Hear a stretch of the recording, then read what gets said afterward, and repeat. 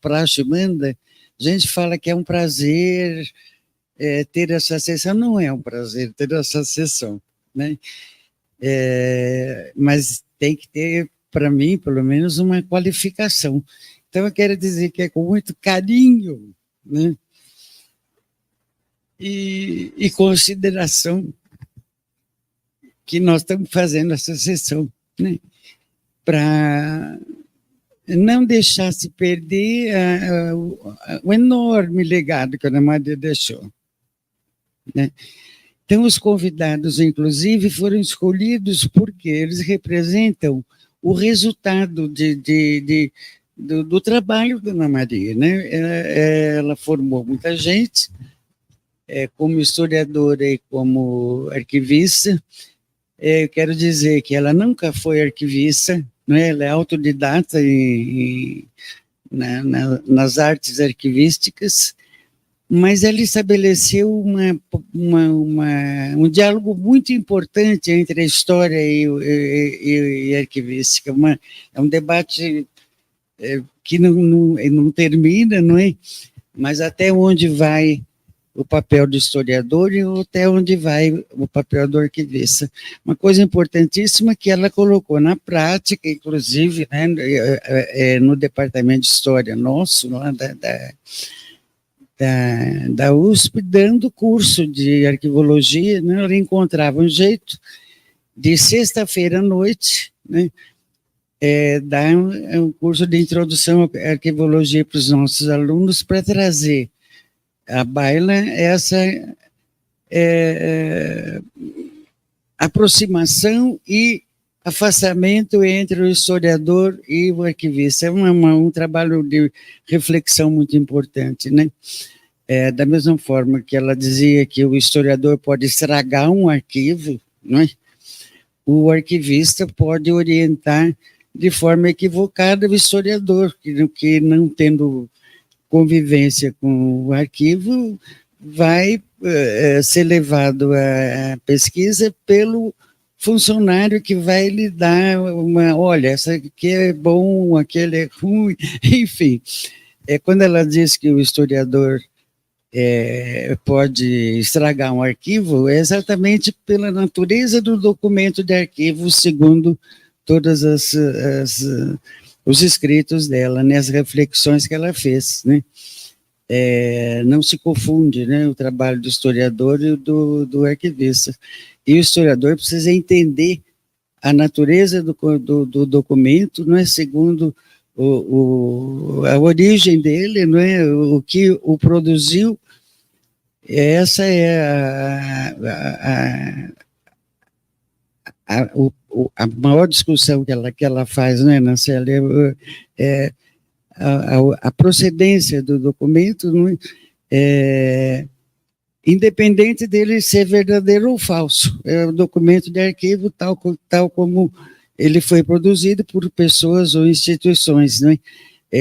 Retratando as atividades dessa instituição ou das pessoas. E, frequentemente, o historiador não lembra disso, não é?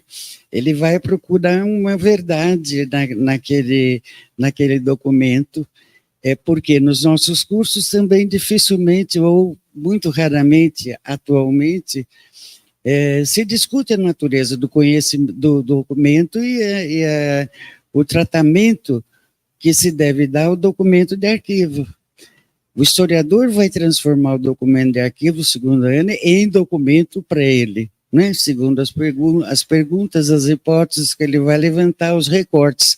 Mas esse recorte não pode orientar a organização do arquivo. Então, quando a gente fala que o historiador pode estragar o arquivo, é porque ele vai lá e pede para separar e organizar segundo uma temática específica dele, desorganizando para sempre o tratamento já dado anteriormente a esses documentos como documentos de arquivo. Enfim, essa aproximação entre o historiador e o arquivista sempre foi muito interessante e é um legado teórico, pelo menos muito importante, da Ana, dentre muitos outros.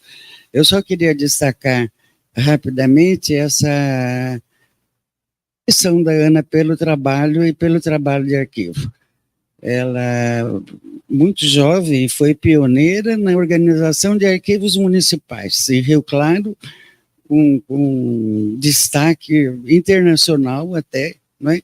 Comissão da Unesco premiando o trabalho dela em Rio Claro, e depois se dedicando também ao Arquivo Nacional de Moçambique, não é?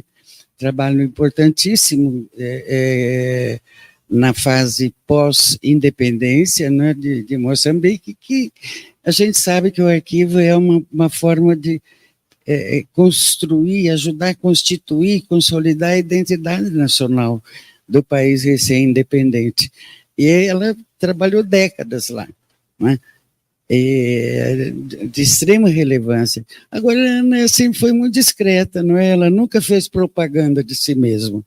Então, às vezes, a gente fica falando mais coisas, né, além daquelas poucas referências que as pessoas têm, porque realmente o trabalho dela foi extraordinário, um legado incomparável mesmo, né, na área, né, e principalmente por essa aproximação da história e da arqueologia, né, que ela discute como aproximação e separação necessária. Bom, são essas pinceladas gerais, outros vão falar certamente de muitas outras coisas que eu gostaria de... Mas eu só gostaria de pontuar realmente nesse começo a abrangência do trabalho da Ana, porque tudo isso é um trabalho, muito trabalho no arquivo, com os papéis velhos, todos sabemos, é muito difícil, muito solitário, muito longo, não é? Exige muita dedicação, e ela se dedicou em vários lugares, né, ao mesmo tempo, e nunca fez alarde disso, olha, estou fazendo mais do que posso, não, nunca isso aconteceu. Enfim, o legado como pessoa, não é, nesse sentido, né? E para nós, amigos, e para mim pessoalmente, uma convivência de 60 anos não é brincadeira, né? Não se joga fora de uma hora para outra, né? Então, não é com prazer, mas é com muito carinho que nós vamos iniciar essa sessão. As pessoas convidadas, a Márcia Baceto Paz, ela foi, acho que, o último doutorado que a Ana orientou, né? Defendido 1 ano e pouco, né? Ela é em História Social, então é doutora em História Social, e, obviamente, vai ser a primeira a apresentar as observações e o depoimento do contato dela com a Ana Maria. Ana Célia Navarro é diretora da ARC, também foi orientanda da Ana Maria. Da ARC é a Associação de Arquivistas de São Paulo, né? Ela é doutora em História Social, também orientada pela Ana, e uma convivência enorme de trabalho e projetos com a Ana Maria, né? E o Tiago Nicodemo, vocês acho que todos conhecem, diretor do Arquivo do Estado de São Paulo, também do nosso departamento de História, orientado pela Raquel Gleiser, né, essas teses dela. Então, e ele vai falar do contato que ele teve profundo, né, com a Ana Maria, que ela nunca largou do Arquivo de Estado. Ela estava sempre observando o que acontecia no Arquivo de Estado, né? Colaborando, criticando, mas sempre presente no que se fazia no Arquivo de Estado, né? Sempre reclamando muito dessa coisa que eu comentei, de quem ia lá e repartia por tema a documentação que nunca mais vai voltar para o lugar, né? Então, sem mais, começamos com a Márcia. E desejo uma boa sessão a todos. Boa tarde. Bom, eu vou primeiro começar lembrando que em 29 de março a Ana Maria deu uma conferência aqui, deu uma palestra aqui no Arquivo Edgar Lenroyd, falando a respeito de como foi a participação dela no projeto Brasil Nunca Mais. E essa palestra que está no YouTube, ela é uma aula, né? Assim como tudo com que a Ana falava e se expressava, ela é uma verdadeira aula de arquivística, e a participação dela neste projeto foi excepcional, né? Ela, nessa ocasião da palestra, ela nos presenteou com uma explanação bastante esclarecedora, né, sobre o processo de produção e organização dos arquivos que deram origem aos trabalhos publicados, pontuando com atento olhar retrospectivo valiosas questões metodológicas ainda pertinentes até hoje, né, no contexto atual. Esse projeto, Brasil Nunca Mais, ele não tratou de arquivos destruídos, mas ele levantou documentos produzidos pelos próprios mandantes, né, e chancelados pelos organismos do regime, anexados aos processos jurídicos que compuseram o arquivo do Supremo Tribunal Militar. E o resultado foi um instrumento de pesquisa cujos documentos têm caráter probatório único, né, coisa que é de praxe, né, que é primordial para o arquivista, e prova as ações do Supremo Tribunal Militar e dos órgãos a eles subordinados, né. Os produtos resultantes do trabalho, que foi iniciado em 79, concluído em 85, 6 anos, portanto, né, de trabalho, serviram a essa característica, e essa característica permanecerá com o tempo, né, e alimentando várias outras pesquisas, né, do período no país.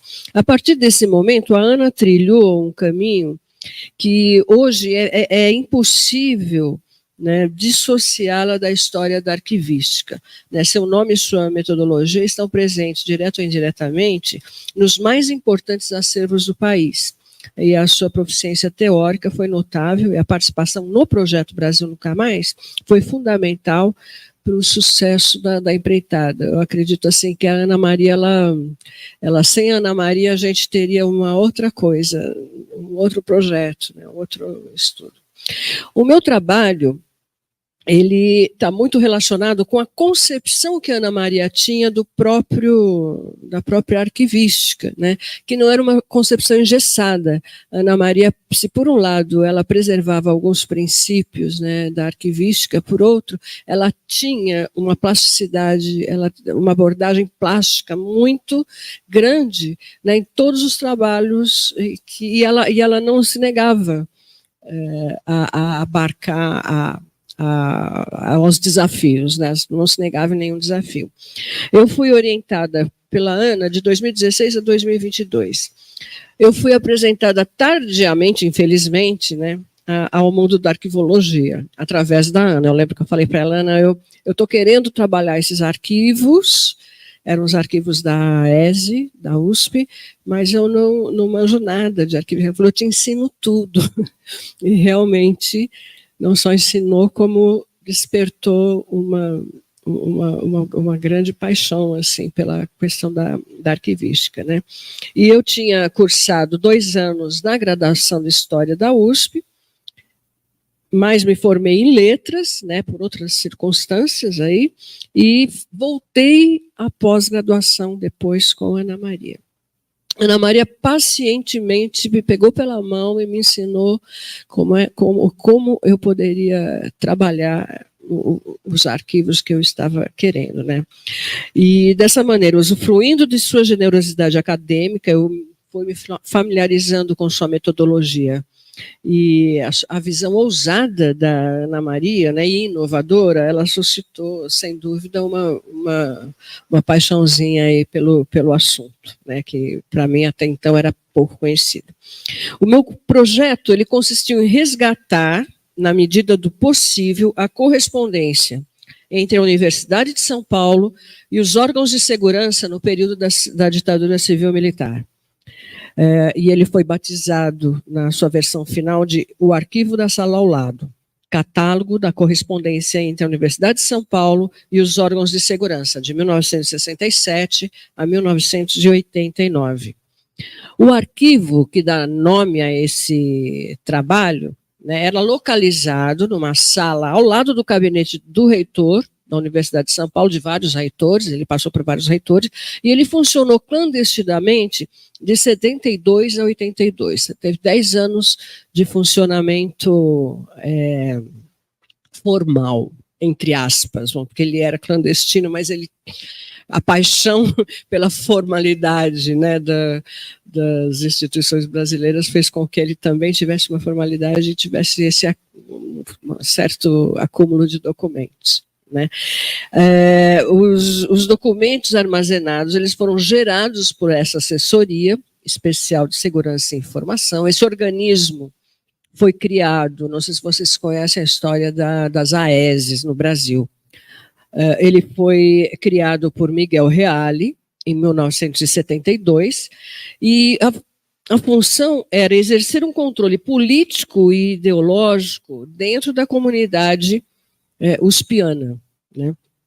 Em consonância com os demais instrumentos repressivos ativados pela ditadura civil-militar. Se não tivessem sido destruídos em 1982, por iniciativa de outro reitor, o Antônio Hélio Guerra Vieira, tais documentos permitiriam hoje reconstituir as atividades rotineiras daquele organismo e conhecer melhor os agentes, né, e os mecanismos de funcionamento que existiam entre a Universidade de São Paulo e os órgãos de repressão. No entanto, esses documentos foram queimados, né, pelo Antônio. Tem uma coisa interessante, depois eu falo, que é assim, a Unicamp, o Zeferino Vaz, ele sempre se recusou a colocar uma AESE aqui dentro. Ele falava, tem essa frase que todo mundo acho que conhece, né? Dos comunistas aqui da Unicamp, cuido eu. Não preciso vir ninguém de fora para vigiá-los. Ele mesmo vigiava. Bom, o meu interesse por esse tema surgiu em 2016, quando eu fui convidada pela professora Janice Teodoro da Silva, ela foi coordenadora, né, da Comissão da Verdade da Universidade de São Paulo, e ela me chamou para auxiliá-la na redação do relatório final da Comissão da Verdade da USP, né, e na localização desses documentos, que eram, na verdade, foi o principal volume publicado pela Comissão da Verdade da USP. Né. Na época, então, eu fui auxiliá-la, né, na redação final desse relatório, e o trabalho consistia em localizar esses documentos, porque não dá para ir no Arquivo do Estado, colocar lá AES e USP e aparecem os documentos. Não é assim que funciona. Né? No Arquivo do Estado, a gente teria eu fui dando várias entradas, movimento estudantil, reitoria da USP e tal, aí apareciam alguns documentos que ou relatavam sobre o movimento estudantil, ou relatavam sobre a reitoria da USP. Então era um trabalho de pescar mesmo, mas e não foi só no Arquivo do Estado. Eu busquei também, esses documentos foram buscados na Biblioteca Nacional, no arquivo do SNI, né, porque lá tinham as cópias desse documento. Porque como é que funcionava a AESE?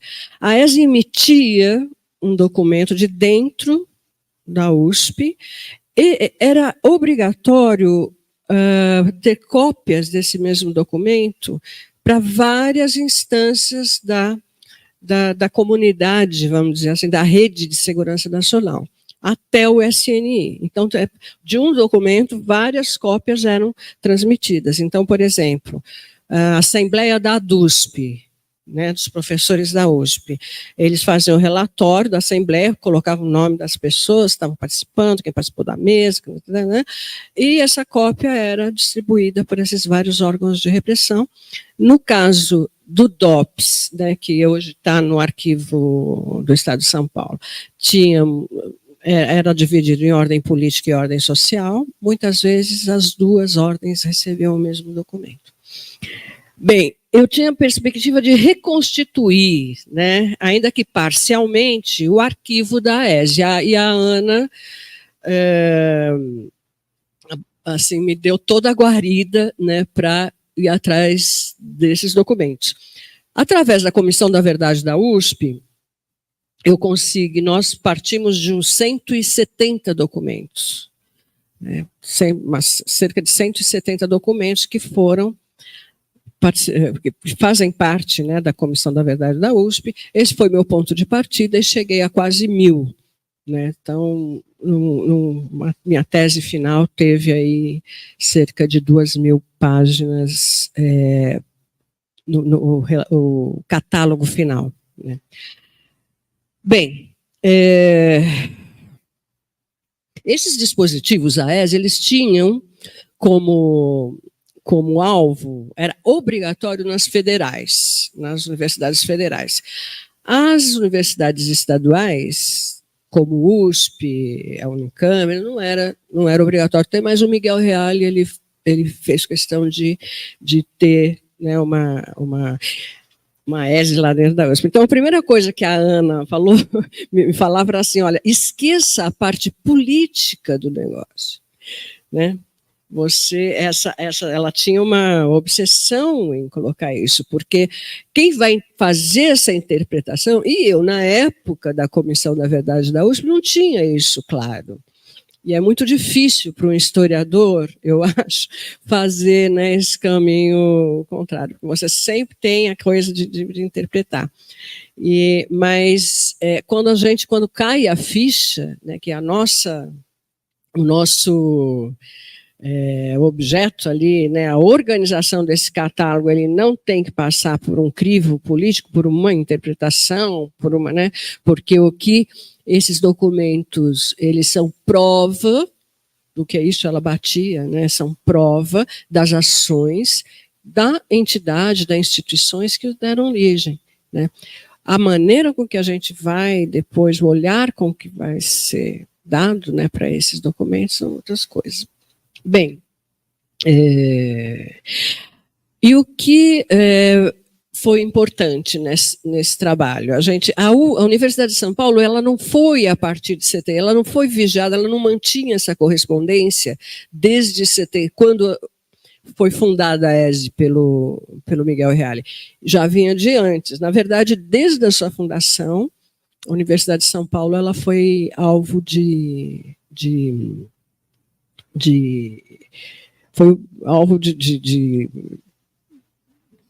investigação, né? Era alvo, enfim. E até depois da ESE. Ainda. E o que deu para notar, isso foi a grande sacada da Ana, né, no meu trabalho, que eu não precisava restringir ao momento em que o Miguel Reale, por decreto, fundou a ESE, nem o momento em que ela foi dissolvida pelo Antônio Olho Guerra Vieira, porque os documentos anteriores e até posteriores, até 89, né, ele mostrava uma maneira de ser feito, né, que demonstrava uma cultura já existente, né, dentro da Universidade de São Paulo. Bom, aí a pergunta, é possível recompor um arquivo que foi destruído? A resposta a essa pergunta, a rigor, né, é negativa, a julgar pelo que afirmam os manuais destinados à arquivística. Né. Em favor da possibilidade de recuperar um arquivo destruído, no entanto, o argumento do interrelacionamento dos documentos representou a única via a ser seguida. 2 fatores foram fundamentais nesse processo. De um lado, a predominância dos atos de comunicação no âmbito da administração pública. E de outro, a prática de disseminação de documentos entre agências da comunidade de informações, né, que permitiu rastrear em outros arquivos, uma parcela significativa das atividades da ESE-USP como agente ativo, né, e passivo do sistema. Parti, como eu já falei, eu parti da coleta de 179 documentos que serviram de base, né, para a Comissão da Verdade, que eram originários também do Departamento de Ordem Política e Social, né, de São Paulo, que está sob a custódia do arquivo do Estado de São Paulo, os arquivos do SNI, e eu ainda agreguei alguns documentos que não estavam no arquivo, na USP, não foi possível, nem no DOPS, nem nos arquivos do DOPS, nem nos arquivos do SNI, que eram algumas recomendações que eram enviadas do SNI para as universidades que faziam parte do sistema. Então, na Federal de Minas Gerais, cujo arquivo está muito bem organizado, e o professor Rodrigo Pato teve uma participação bastante contundente, bastante decisiva lá, eu consegui localizar documentos que supostamente a USP também recebeu, porque era distribuído para toda essa comunidade, né? E que, pelo arquivo da USP ter sido queimado, obviamente eu não tinha como... Bom, o resultado final foi esse catálogo, com quase 2.000 páginas. Ele é um instrumento de pesquisa, são cerca... Eu fiz índices com toda a orientação da Ana, né? Índices de busca. Então, um primeiro índice é de nomes, são 2.315 nomes de pessoas que podem ser rastreados nesses documentos, né? Um segundo são com 925 entradas, que abarcam os nomes de instituições, de empresas, de partidos, de agremiações, e um terceiro que são 118 itens, que são títulos de livros, de periódicos, enfim, de folhetos, de material impresso, né? Bem, a Ana imprimiu em seus projetos e deixou como herança a perspectiva de exaustividade, né? Então, isso era uma das coisas que eu tinha em mente, que se eu não tivesse tido um prazo para entrega do trabalho, provavelmente esses quase 1.000 documentos estariam mais, porque eu acho que daria para ser mais exaustiva, que eu tive o prazo, mas ela imprimiu essa perspectiva de exaustividade, e ela tinha um compromisso com o rigor, com arrojo metodológico, ou seja, a sua opção, muitas vezes, por soluções radicais e inovadoras, nunca também nunca renunciou a princípios arquivísticos, né? E viabilizaram trabalhos que, à primeira vista, se apresentavam como impossíveis.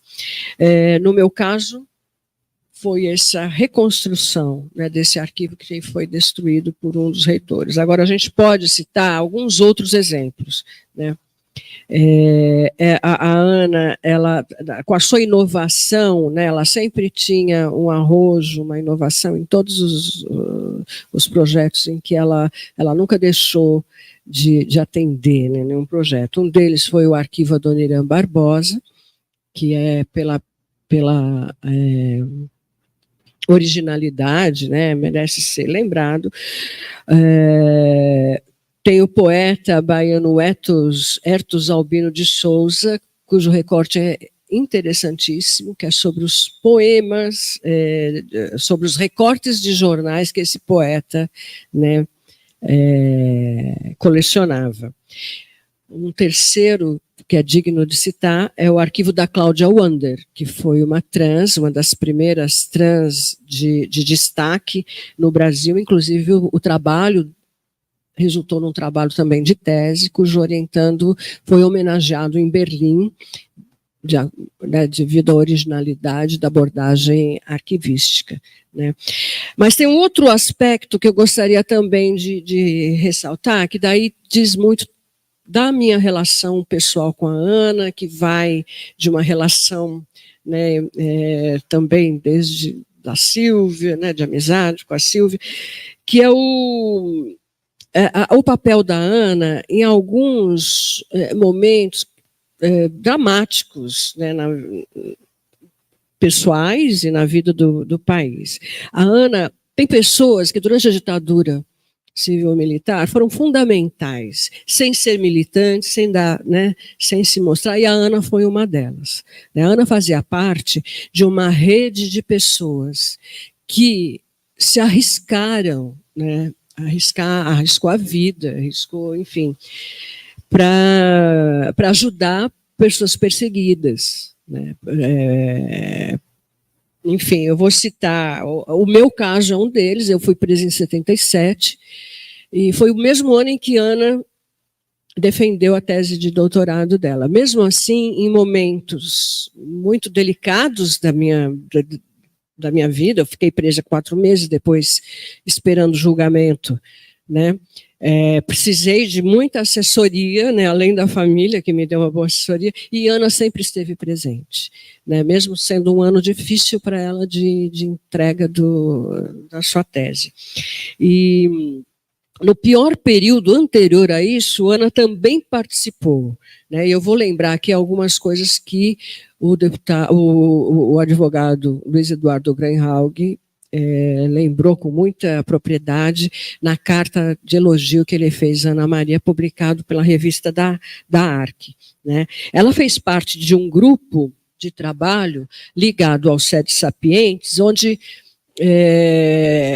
às vezes apareciam pessoas, por exemplo, apareceu bateu na porta do Luiz Eduardo uma senhora argentina, que era uma das vice-reitoras da Universidade de Buenos Aires, com a filha de 9 anos, que precisou fugir da Argentina, isso nos piores anos da ditadura, né? Precisou fugir da Argentina, porque a casa tinha sido invadida e ela perseguida, enfim, se ficasse teria morrido, e não tinha onde esconder a mãe e a filha de 9 anos. A Ana alugou um apartamento na Bela Vista por 6 meses, até que no nome dela, né, para não comprometer, para que essa mãe e essa filha tivesse a guarida necessária. Um outro episódio, também bastante comovente, é que uma mulher, uma militante da ALN, se eu não me engano, perseguida pela Lei de Segurança Nacional, precisava ficar clandestinamente. A Ana deu guarida em sua própria, numa casa onde ela tinha aqui no Jardim Monfilholi, lá no Jardim Monfilholi, para pessoas se esconder. Agora, não só isso. Essa militante, essa jovem militante perseguida, o marido estava preso, ela sofria de depressão, sofria tinha alucinações persecutórias. A Ana, por conta própria, levava livros, história em quadrinhos, e, enfim. O risco que isso significava à época eu acho que todos podem imaginar, né? Então, poucas pessoas acho que teriam esse despojamento, essa generosidade, né, com o ser humano. Bom, o próprio projeto Brasil Nunca Mais foi um projeto arriscadíssimo. Durante 6 anos, aquelas pessoas clandestinamente tiravam os processos do STM, xerocavam, microfilmavam, de Brasília vinha para São Paulo, de São Paulo ia para outras cópias, iam para o exterior, porque tinham medo que esses processos fossem presos, enfim, fossem destruídos, né? E a Ana sempre participou. A Ana nunca se valeu, né, dessas atuações dela, né, politicamente, o que é um mérito assim também muito grande. Bom, daí a gente tem uma dificuldade muito grande em pensar na Ana Maria como um aspecto, 2 aspectos, quer dizer, ela era uma pessoa absolutamente, uma profissional, uma professora, uma arquivista, uma historiadora absolutamente genial, né, e ainda por cima uma pessoa com uma solidariedade humana assim inimaginável. Então é isso, realmente não é com prazer que a gente faz essa homenagem, né, assim como a Silvia falou, mas é com um carinho muito grande e uma saudade imensa, né, sem dúvida. Obrigada.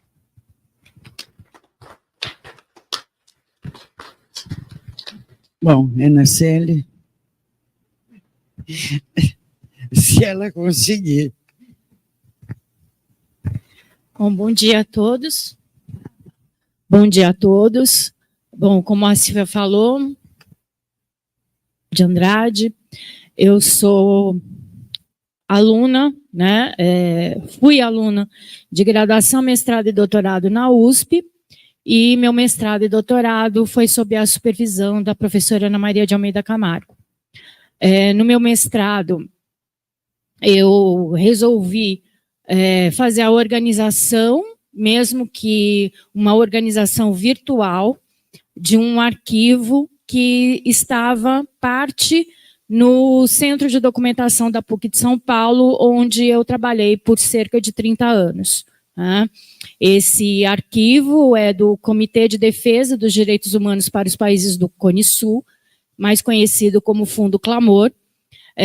O Clamor ele foi doado para o CEDIC em 1992, aproximadamente. Entre 92 e 93, nós fizemos o recolhimento desse arquivo, e eu achei, assim, em princípio, uma documentação muito interessante, apesar dessa documentação estar incompleta. Incompleta por quê? Porque o material que a gente havia recebido era composto basicamente por livros, revistas, periódicos, que diziam respeito às atividades não apenas de pessoas do Brasil, mas também dos principais países do Cone Sul, né, Argentina, Uruguai, Paraguai, Chile, referente aos desaparecidos políticos, aos presos políticos, enfim. Eram informações sobre as atividades do Clamor. Não eram necessariamente os documentos produzidos pelo Clamor. Então, eu achei muito interessante esse material e comentei com a Ana Maria, né?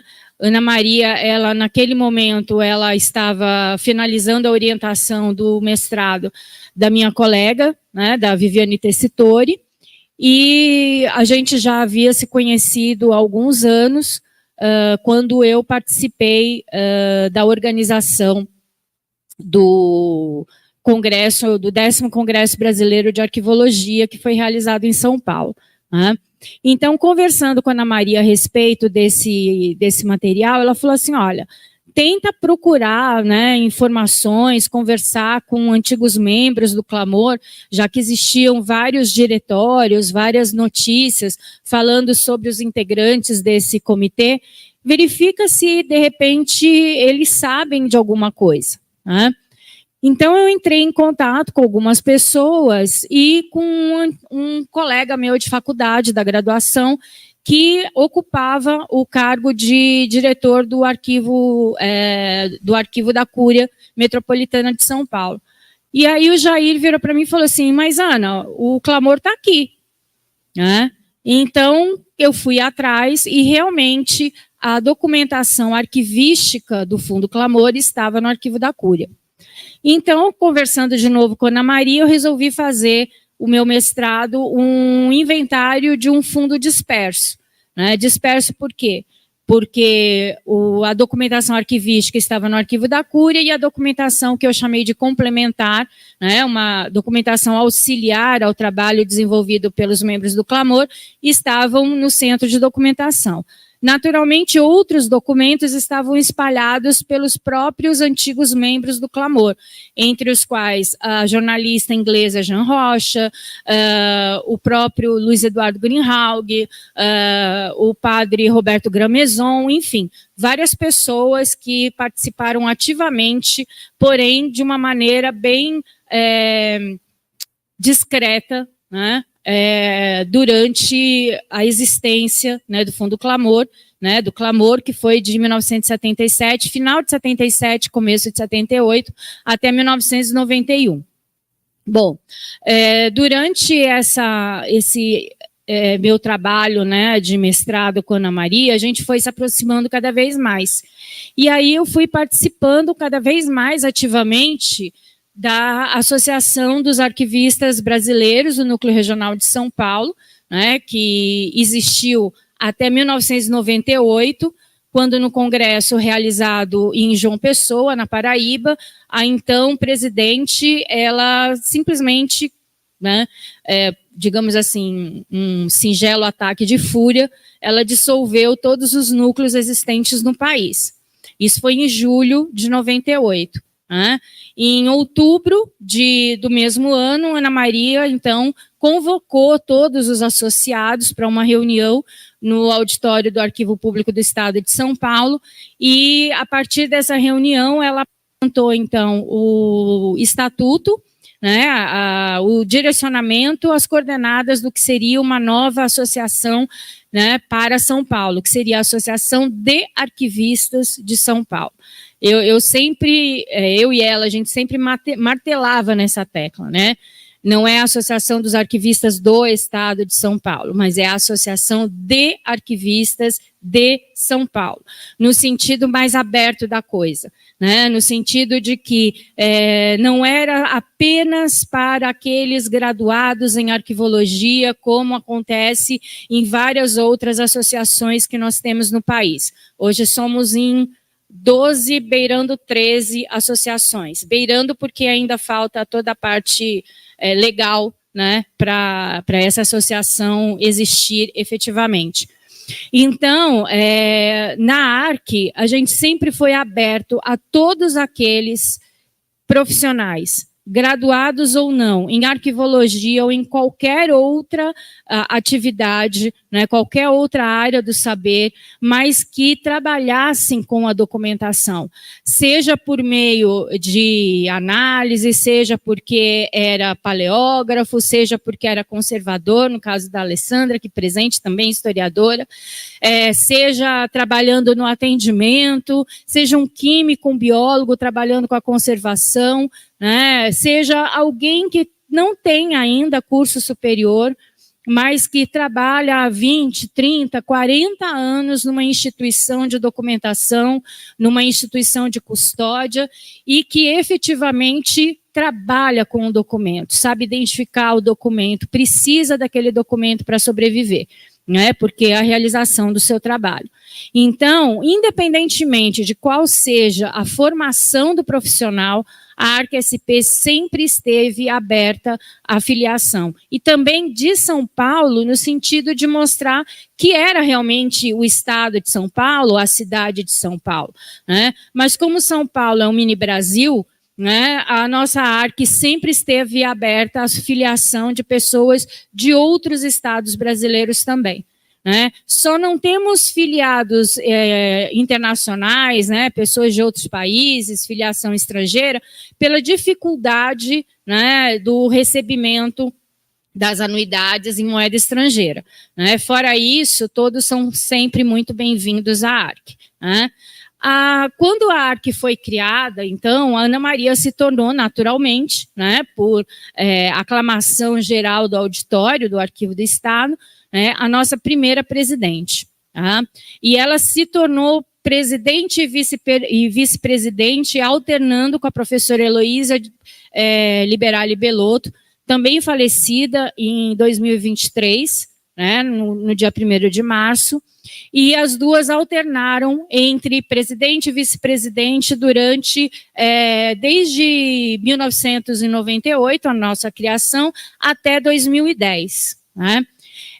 Em 2010, aliás, até 2008. Em 2008, eu era vice da Ana Maria, né? E quando a gente chegou ao final dessa gestão, a Ana falou assim, Ana falou para Ana, né?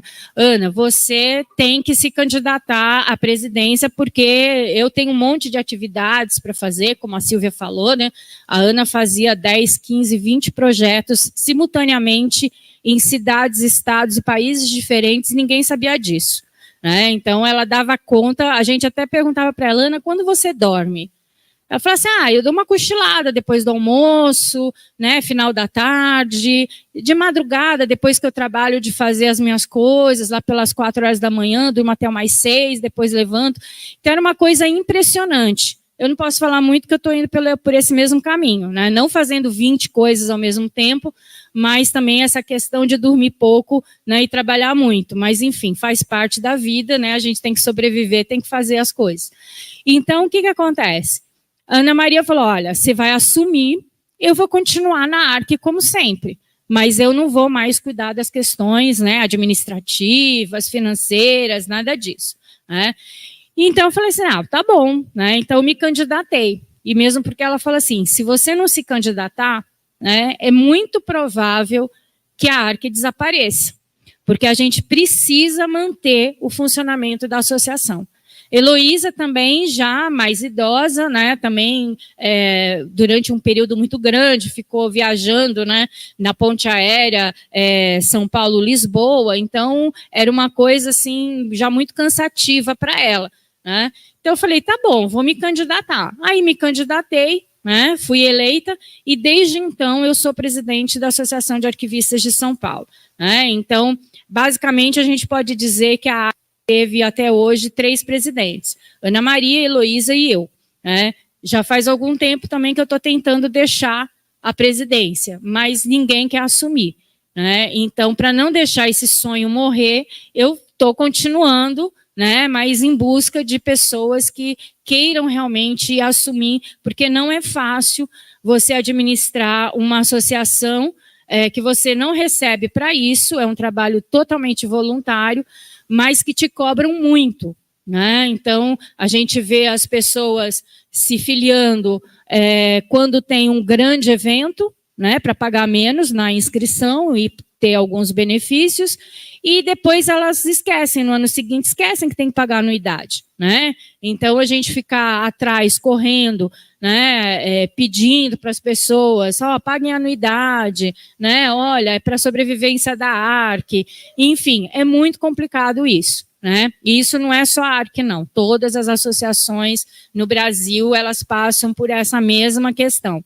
E a ARC, eu acho que tem um agravante, porque eu acho que uns 85% a 90% dos nossos associados são historiadores. Então, os historiadores, eles já têm um pool, né? E aí, a ARC seria uma segunda associação. Né? Então, eu até entendo que seja complicado, né? Porque eu pago as duas também.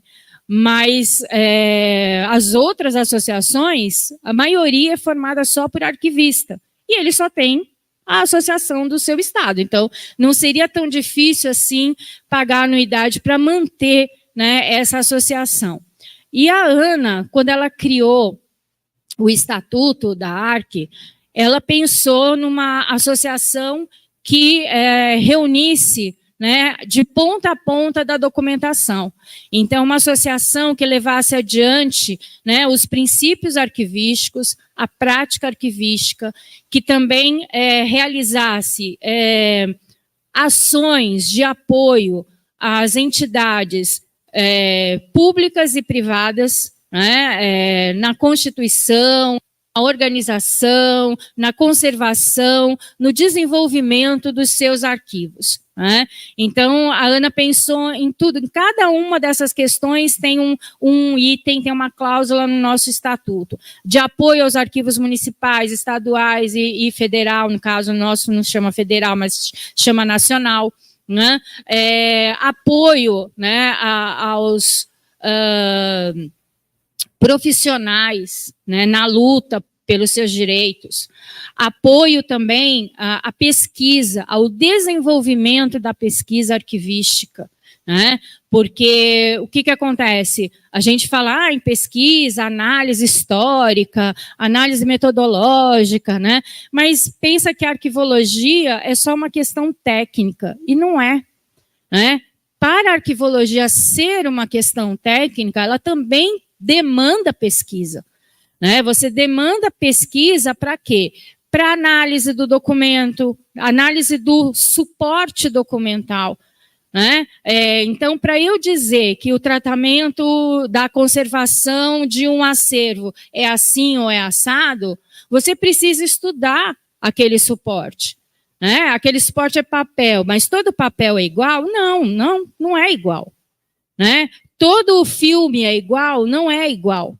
Certo? Então, você tem que conhecer para você conhecer, você tem que estudar, né? Então, a Ana, ela já colocou isso no nosso estatuto, que foi amplamente copiado parcial ou integralmente pelas outras associações, né? Essa questão do conhecimento, a busca pelo conhecimento, né? O desenvolvimento da profissão, né? E, basicamente, né, eu posso dizer que a Ana Maria foi não digo a criadora de 100% das associações existentes no Brasil, mas sem dúvida nenhuma, de pelo menos a metade delas, a Ana Maria deu todo o apoio, o respaldo, e não é só apoio, não, vamos lá, cria assim, vamos lá, faz bem. Não, é apoio do tipo, olha, o nosso estatuto é esse, dá uma lida, se quiser copiar, pode copiar, faz adaptação para a sua associação, para o seu estado, para a sua região, né? Deu apoio, inclusive, legal, né? Vamos falar o legal no sentido jurídico.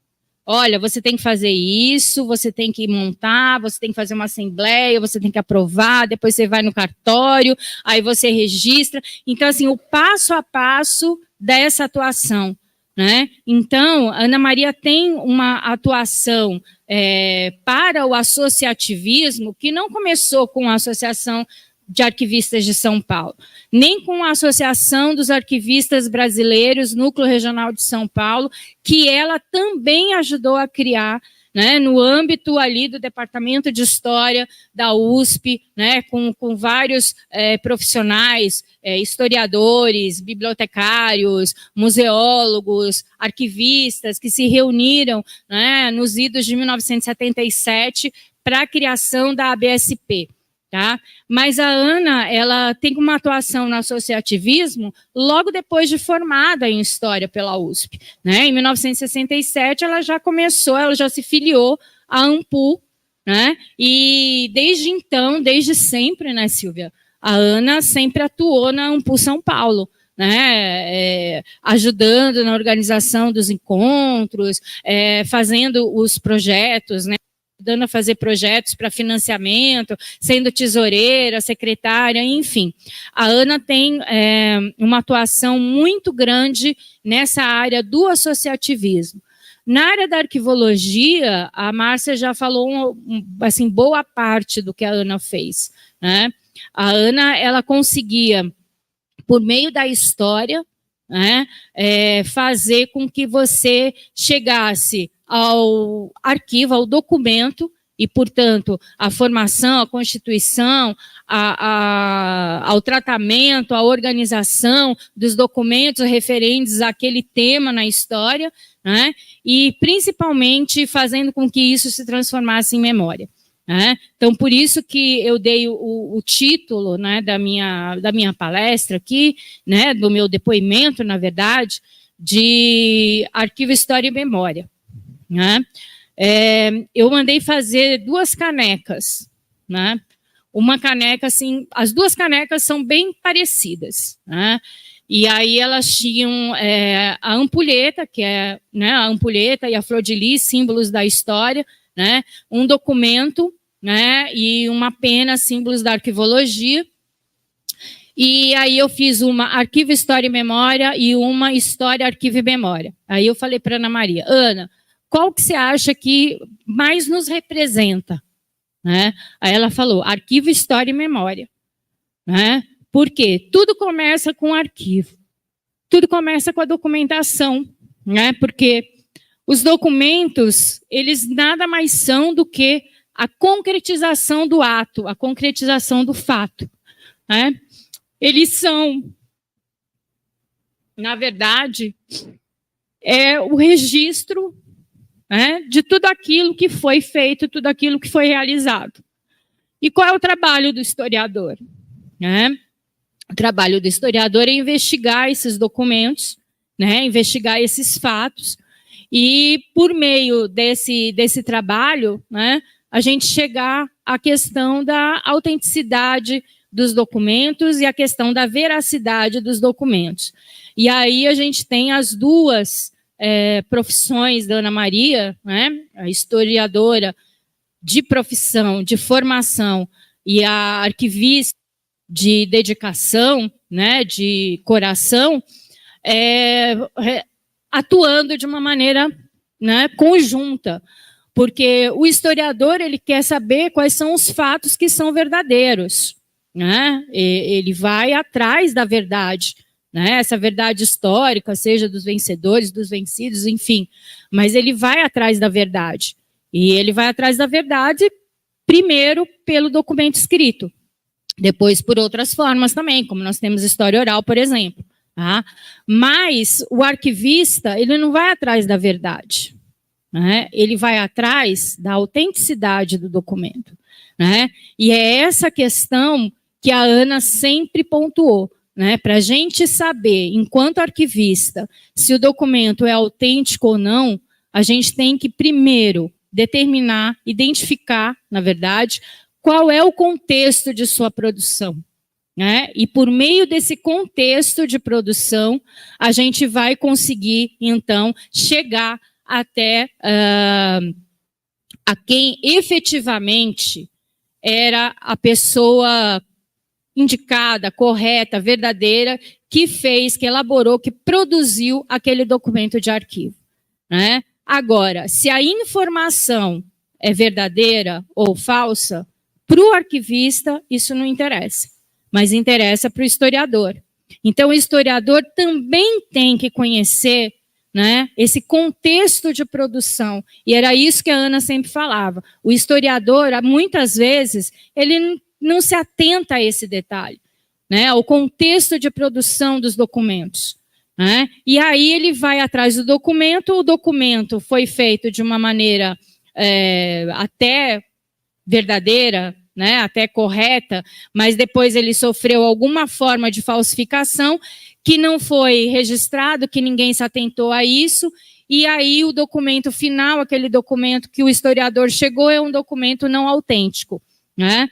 Ou é um documento autêntico, mas não verdadeiro, né? Se o historiador sabe reconhecer isso, ele não vai ter erro na sua produção historiográfica, na sua produção acadêmica, né? E isso é uma questão que a Ana sempre falava em todas as palestras que ela deu, né? Inclusive, se vocês tiverem oportunidade, busquem no YouTube todas as palestras que a Ana já deu, né? Coloquem lá, Ana Maria Camargo, Ana Maria de Almeida Camargo. Então, a Ana tem várias palestras que são verdadeiras aulas.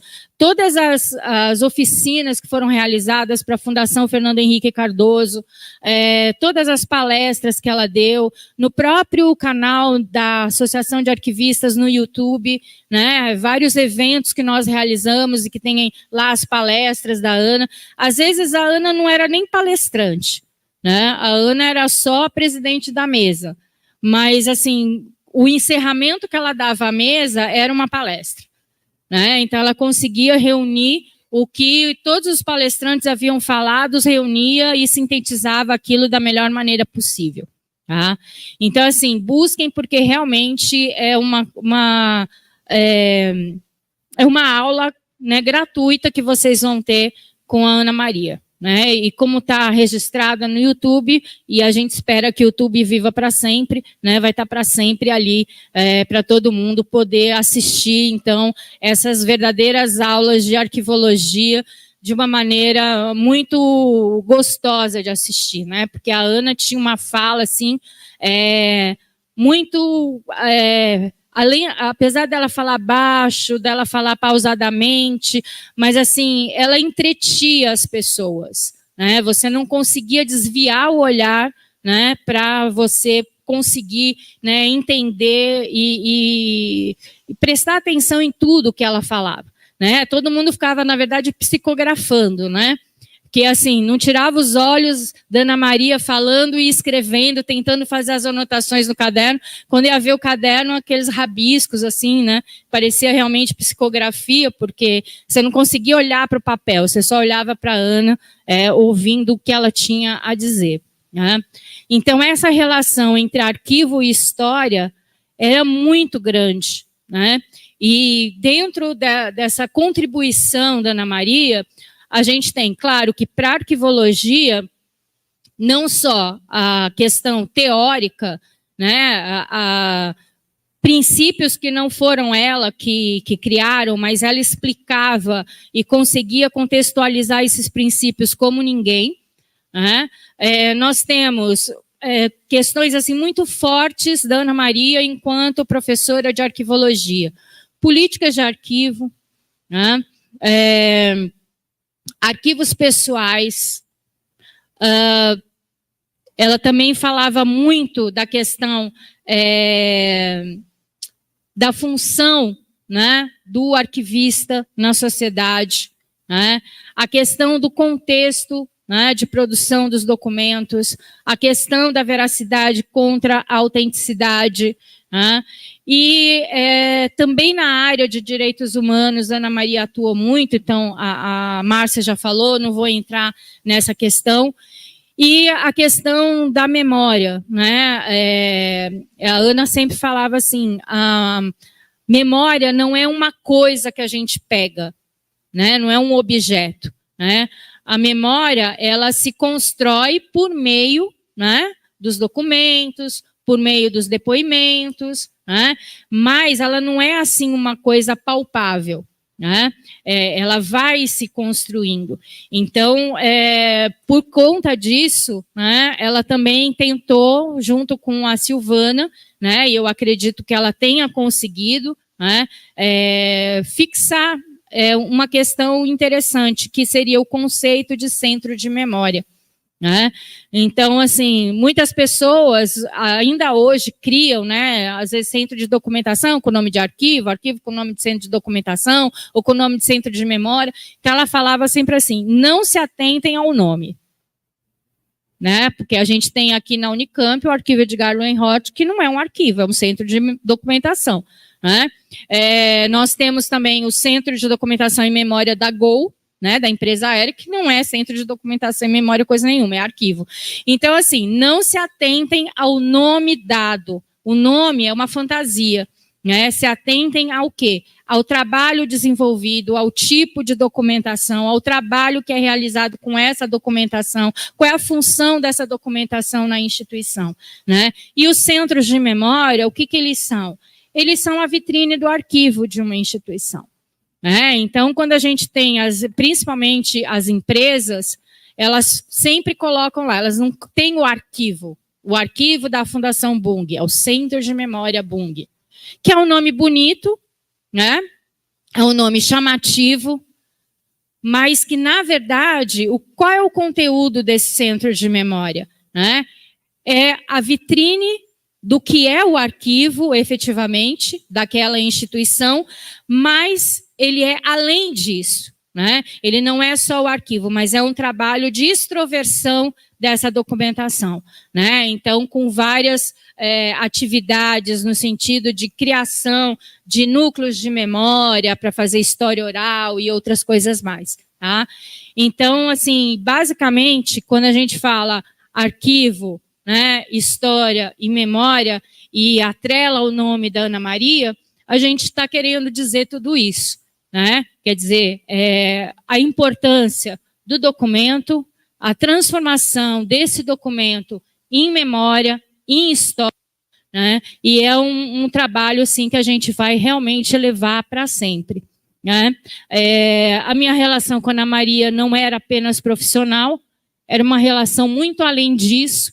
E só para complementar o que a Márcia falou, né? Além de todo esse trabalho que a Ana realizou, ainda tinha não só esse amor incondicional por todos os seus amigos e por todos os seus orientandos. Né?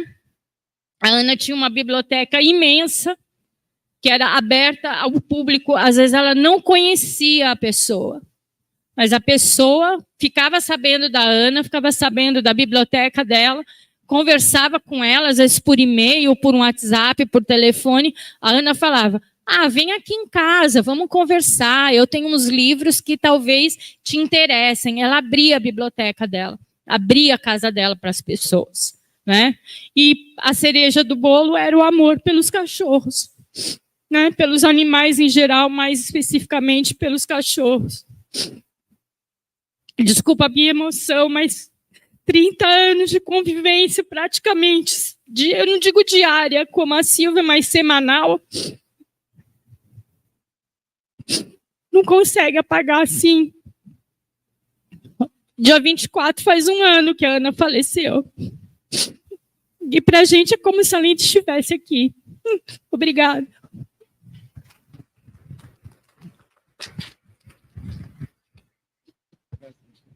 Bom, Tiago, por favor.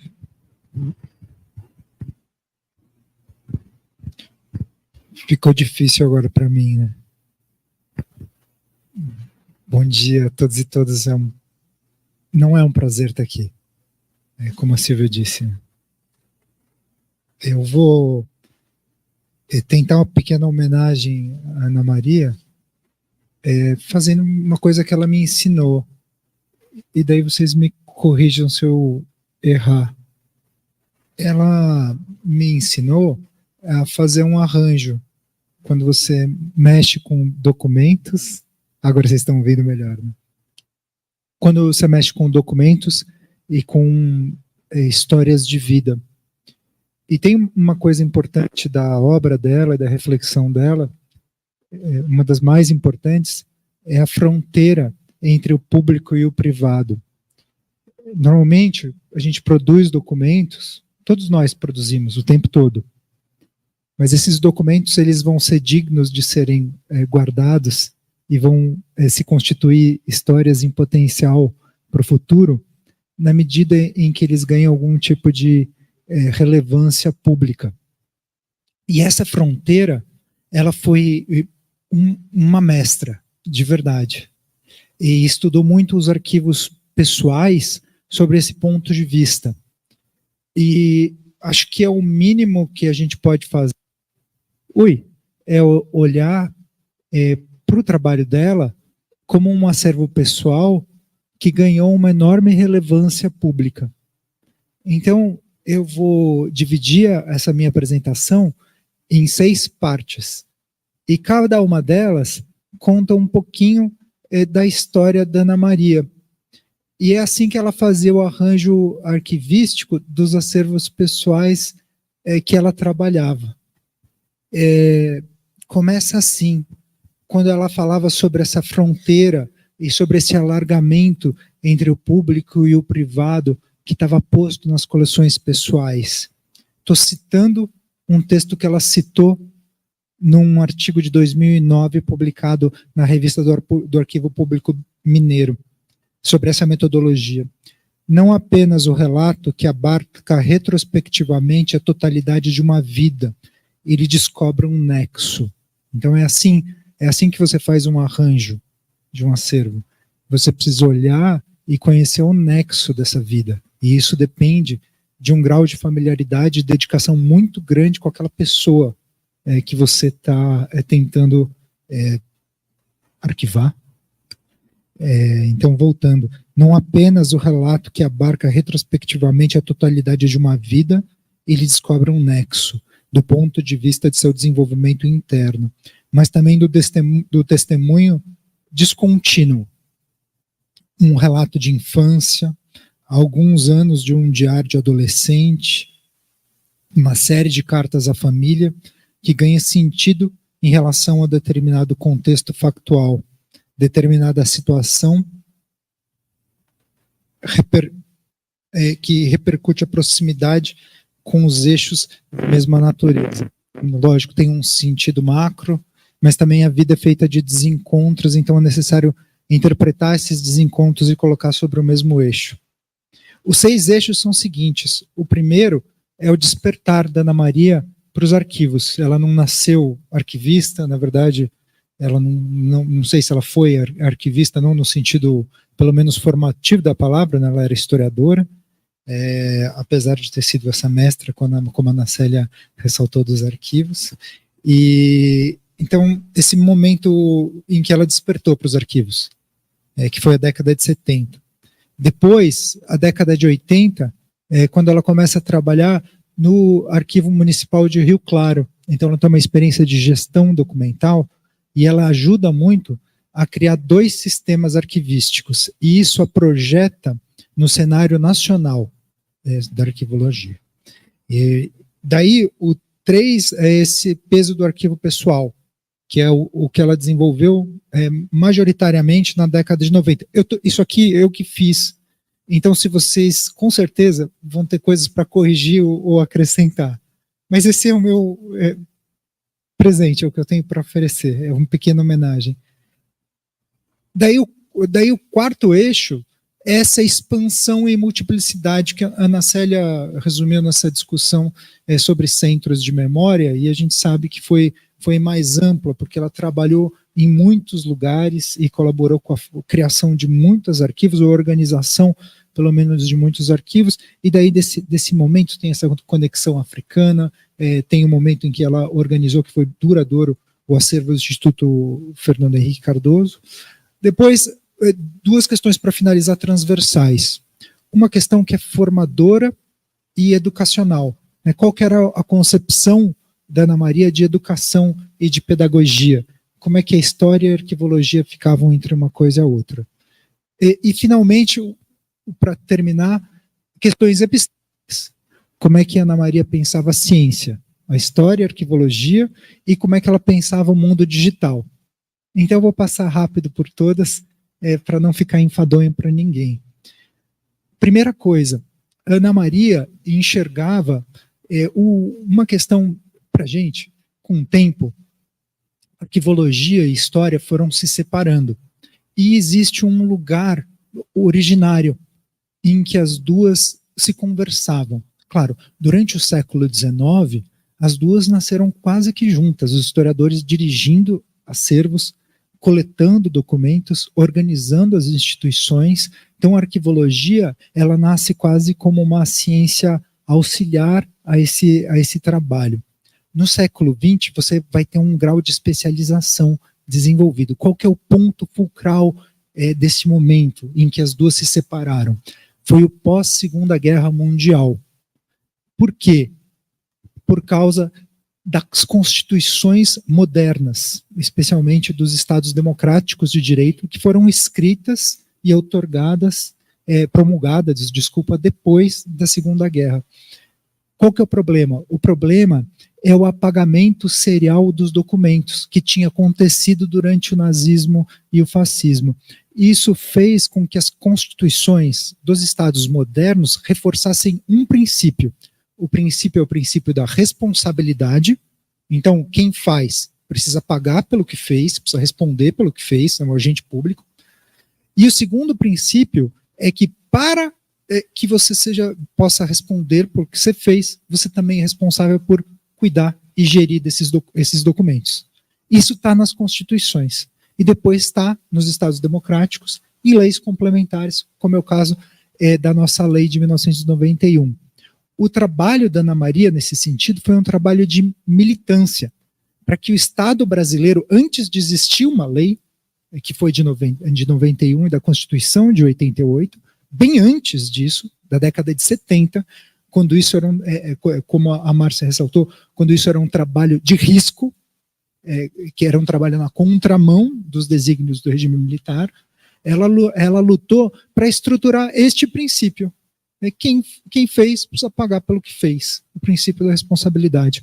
E é assim que a gente vai guardar documentos. Os documentos eles vão ter que ter esse valor probatório e eles vão ter que assegurar tudo direitos. É essa a importância da Ana Maria para o Brasil. Ela foi a pessoa que fez isso na contracorrente. Esse segundo passo, só para vocês entenderem, é que depois que você estipula isso, é necessário que existam órgãos responsáveis por essa gestão. É necessário que existam órgãos executores.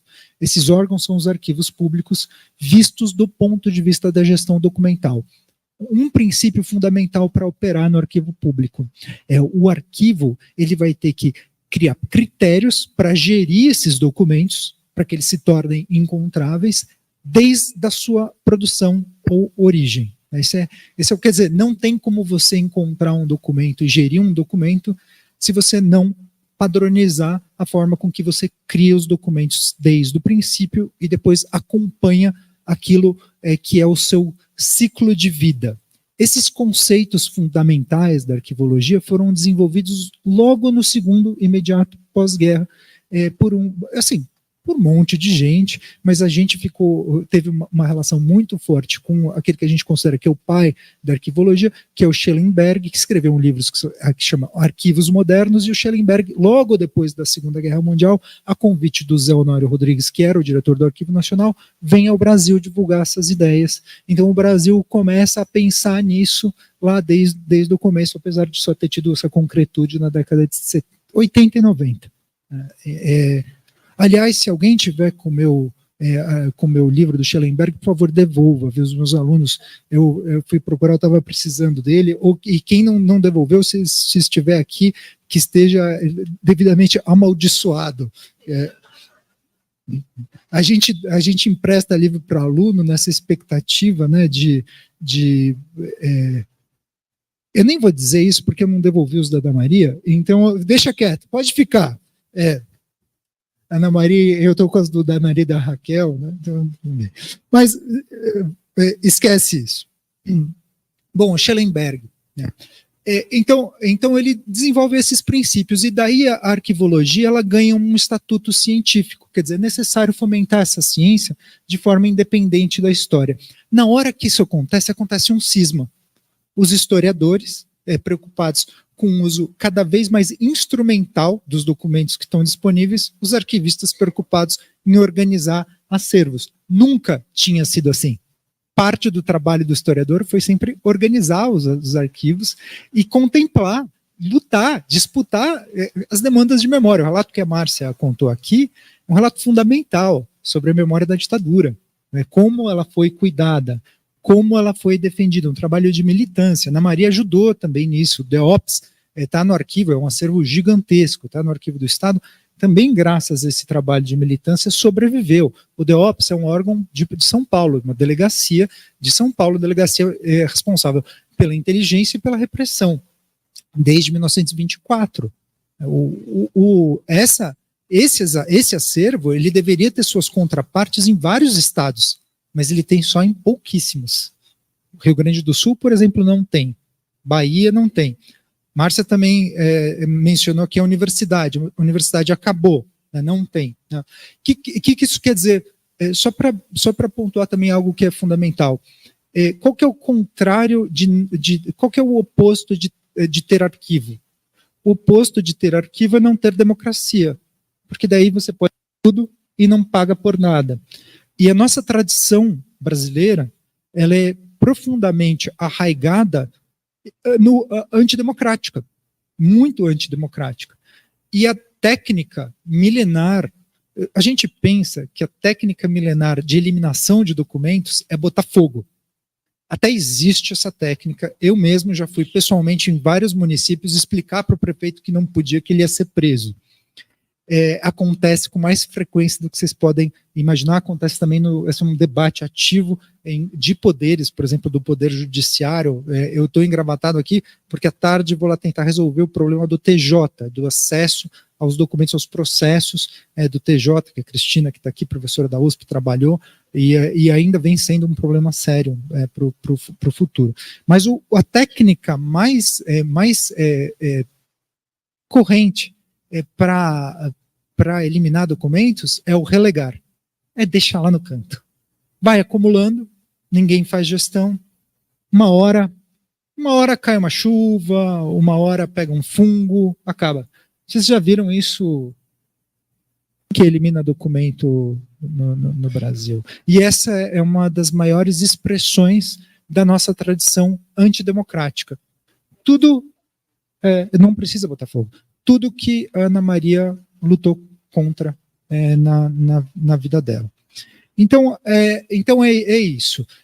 A gente guarda para isso, a gente não guarda qualquer coisa, a gente guarda segundo esses princípios científicos, e esse foi o papel da Ana Maria. Na década de 80, ela ajudou, essa história começa na década de 70, desculpe, ela defendeu o doutorado em 77, já foi um doutorado sobre a organização de acervo, né, sobre a hemeroteca dos Mesquita.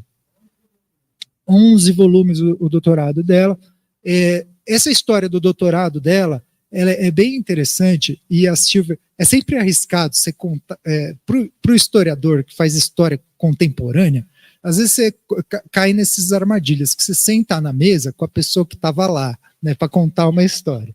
E daí você corre sempre o risco da pessoa olhar para você e falar: filho, não foi assim não. Você não tinha, em 77 meu pai tinha conhecido minha mãe, eu nasci em 79, né? Então o que eu vou falar desse período? Mas em todo caso, vamos arriscar aqui.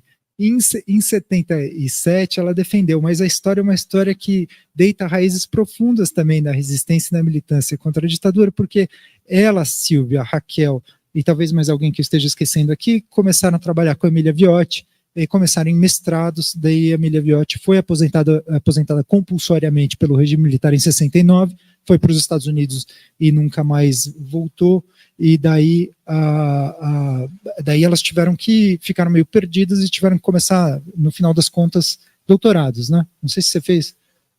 Porque daí já abreviava aquele período que elas tinham ficado no limbo, e daí esses trabalhos eles foram ganhando esse fôlego bibliográfico, né? A Raquel também estudou a obra do Zé Honório Rodrigues, que era essa figura aqui, que era o diretor do Arquivo Nacional. Bom, e a Ana Maria também tinha, já nessa época, uma relação forte com o Rubens Borba de Moraes, que era até inimigo do Zé Honório Rodrigues, mas não importa aqui. E ajudou já desde o começo a mexer nas várias bibliotecas que o Rubens Borba teve. Esse trabalho só terminou no final da vida dela, quando ela foi, porque o Rubens Borba fez um acordo com o Zé Mindlin: quem morresse primeiro, o seu legado ia ser transformado numa biblioteca dos dois. Mas o Borba, no final da vida, ele vendeu 4 vezes a biblioteca dele para o Mindlin, porque daí ele ganhava dinheiro, e com o dinheiro que ele ganhava, ele comprava mais livro. E daí o Mindlin comprava aquela coleção, porque ele era um bibliófilo muito atento, né, e muito criterioso, até muito mais criterioso do que o próprio Zé Mindlin. E então a biblioteca do Zé Mindlin, na verdade, é a biblioteca do Rubens Borba. E o acervo do Zé Mindlin, pessoal, do Rubens Borba, foi para dentro da biblioteca, e foi um dos últimos acervos pessoais que a Ana Maria organizou, segundo esses critérios mesmos que eu aprendi com ela. Estou organizando a biografia dela. Mas de qualquer jeito, logo depois que ela defendeu o doutorado, voltando para essa história, começou o Zé Mindlin, por acaso, virou secretário da Cultura do Estado. E daí ele chamou um amigo lá do Rio, Francisco de Assis Barbosa, que é uma pessoa que também tem várias histórias que vão e voltam em torno do Francisco de Assis Barbosa, e que assumiu o meu posto, de diretor do Arquivo do Estado de São Paulo. Daí o prédio era alugado, uma antiga fábrica de tapete no centro do Antônio de Queiroz. Começou a pensar como é que a gente faz aqui uma avaliação infraestrutural do que está acontecendo. Essa avaliação infraestrutural, quem fez foi a Ana Maria, e foi publicada depois, como... Vocês se lembram como era uma pesquisa sobre as condições dos arquivos? Depois eu me lembro exatamente o nome dessa publicação, mas foi um trabalho diagnóstico sobre a situação dos arquivos. Esse diagnóstico ele foi feito também a partir de visitas internacionais. O Michel Duchesne, um arquivista francês, veio a convite. Então, entre 77 e 78, eles trabalharam muito. Francisco de Assis Barbosa não quis morar em São Paulo a fundo perdido. Também teve o problema no meio, o problema da morte do Herzog. Isso fez com que o Zé Mindlin pedisse demissão do cargo de secretário de Cultura. Isso foi de 76 para 77, mas o Francisco de Assis Barbosa ficou mais um tempo a pedido do Zé Mindlin. Eles deixaram essa vaga de diretor do Arquivo do Estado depois para um ex-professor meu, que foi colega da Silva, que é o Zé Sebastião Vitter, e lá ficou como supervisor do arquivo por 11 anos, entre 79 mais ou menos e o comecinho da década de 90. O resultado mais importante desse diagnóstico foi a criação do Sistema de Arquivos do Estado de São Paulo, que hoje faz 40 anos. O decreto do sistema foi um decreto elaborado por uma comissão. O assessor do governador nessa comissão também era outra figura que a gente encontrou semana passada e que ajudou no AEL, ajudou no DEOPS, ajudou no Comissão Armes, está sempre lá, que é o Paulo Sérgio Pinheiro. Esteve aqui na Unicamp. E um concorrente de pessoas que ajudaram, dentre elas a própria Ana Maria. Quando ela já estava em Rio Claro, ajudou no mesmo ano a fundar o que seria o Sistema de Arquivos de Rio Claro. Bom, sistema, gente, a lógica é a seguinte: você precisa de setoriais nos órgãos para controlar a produção de documentos e para executar aquilo que as tabelas de temporalidade estabelecem. Só tinha um problema: não tinha nem setoriais nos órgãos e nem tabelas de temporalidade. Então, precisou começar a fazer. Na década de 80, isso foi muito rarefeito. O que o Viter fez foi basicamente prospectar grandes coleções de acervos. Até hoje, algumas delas a gente tenta trazer para dentro do arquivo, e depois lutar para melhores condições infraestruturais. Mas isso só foi acontecer no primeiro ano da gestão Mário Covas, lá em 95, quando o arquivo sai do Antônio de Queiroz e vai para outra fábrica de tapetes, também por ironia do destino, que fica em Santana e passa a ocupar esse prédio. Quando ocupou esse prédio, daí deu um novo sopro de vida no arquivo e Ana Maria reapareceu. E daí ela reapareceu para fazer a coisa mais importante que eu diria para vocês da história do Arquivo Público do Estado de São Paulo, que foi um projeto FAPESP, que começou em 98, que era para gerar essas condições infraestruturais mínimas para o sistema de arquivos, através de uma metodologia que não era domesticada, que era necessário estabelecer, que era uma metodologia funcional, para você, basicamente, catalogar todos os documentos do Estado, que eram produzidos do Estado, especialmente aqueles que eram comuns a toda a administração, o que a gente chama de plano de classificação e tabela meio, e daí estabelecer temporalidade para esses documentos, quais que têm que ser preservados, quais que têm que ser eliminados, qual que é a base jurídica para essas duas ações. E daí isso permitiu o desenvolvimento de uma metodologia própria e que serviu de exemplo para muitos lugares do Brasil. É a mesma metodologia que ela utilizou para fazer a tabela de temporalidade em Rio Claro. Então, foram duas experiências que são co-irmãs, e depois a mesma metodologia que utilizou para fazer a tabela de temporalidade da USP, e depois a mesma do que gerou o sistema de arquivos aqui da Unicamp, o nosso CIARC, e assim sucessivamente, gerando um impacto enorme no panorama arquivístico nacional. O projeto FAPESP foi assinado pela Ana Maria e foi executado de fato no Arquivo do Estado e gerou isso daqui, que é a tabela meio. Hoje, acabamos de lançar em 2022 as tabelas fins, que são aquelas tabelas dos documentos próprios, exclusivos de cada órgão, e esse trabalho finalmente dá para dizer que começou em 1984 e foi encerrado hoje. Que outros arquivos, né, têm essa governança? E depois abrir os setoriais nos órgãos, né? Hoje em dia são 84 setoriais, em alguns órgãos chegam a ter 150 ou 200 setoriais, né? Por exemplo, a administração penitenciária tem 170 cadeias, cada cadeia é um órgão desse. Mas eu ainda estou no primeiro eixo da Ana Maria. Mas foi nessa hora, mas ela se transformou numa crítica desse processo de especialização. E na cabeça dela tinha um problema por trás disso, porque quando o arquivo é criado, quando o arquivo é um baú, esse baú é o valor preservacional dos documentos, o valor de memória, né, que os historiadores em tese hoje estariam preocupados, né, ele não era o valor mais importante. O arquivo é criado como um órgão estratégico para interpretar, e ela falou isso várias vezes na vida, para interpretar os dados e para servir de apoio para a administração, para você conseguir pegar a política pública e aplicar essa política pública em decisões, ou melhores decisões. E depois tem esse valor de salvaguarda democrática, e depois tem o valor de memória histórica. Né? Bom, vamos falar um pouquinho sobre essa questão dos arquivos municipais, que é o segundo eixo. Hoje em dia, a gente tem, vocês sabem quantos arquivos a gente tem no Brasil? Essa é uma conta importante. O Brasil tem 5.600 municípios, 25 estados de uma federação. 25 estados ou 26? 25, né, com o Distrito Federal. 26 contando o Distrito Federal. Então, deveria ter aí contando os arquivos que vêm de assembleias legislativas, né, possivelmente, deveria ter aí uns bons, contando por baixo, 10, 12 mil arquivos públicos, né? Só que a gente tem 380, isso contando todos aqueles que têm decreto, e não necessariamente tem um arquivo. Quer dizer, você tem uma autoridade constituída, um responsável, mas não necessariamente isso funciona. Se vocês podem contar aí mais 21 dos estados, né?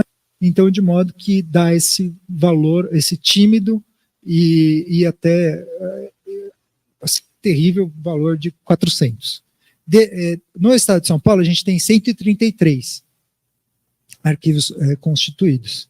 E eu espero que a gente tenha, no mínimo, em 2, 3 anos, o dobro. É isso que eu gostaria que acontecesse. Estou tentando fazer tudo possível para ter.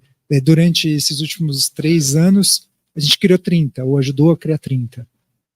Mas a gente tem um problema seríssimo aqui de política nacional. Isso foi dos debates que a Ana Maria não participou, que foi o debate de criação da lei de arquivos, apesar do fato de que algumas das ideias delas estão refletidas na lei de arquivos. E o problema, nesse ponto, a Ana Maria foi sempre muito crítica da política nacional de arquivos, porque a gente não tem, de fato, uma política executiva nacional de arquivos. A gente tem um órgão, que é o CONARC, que é o Conselho Nacional de Arquivos, que gera normas e diz como deveria ser.